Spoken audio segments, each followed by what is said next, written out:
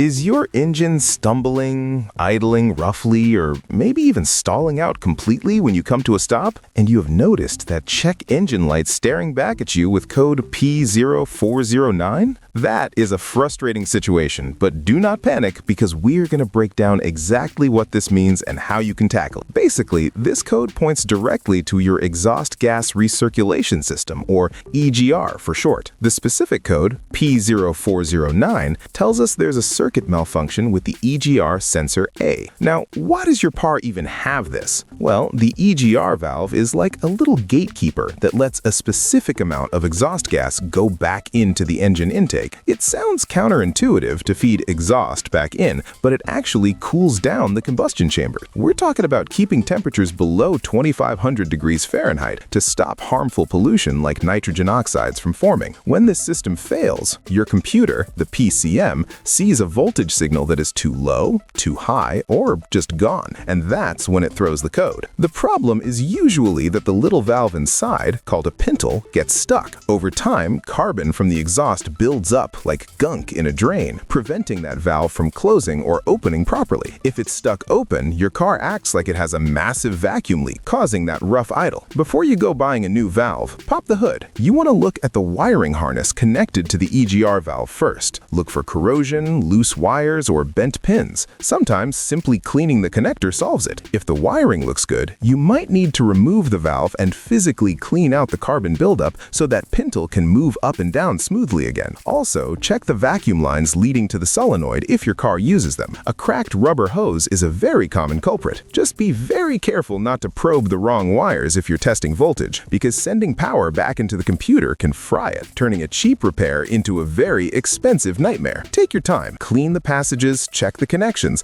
and you'll likely get that smooth idle back.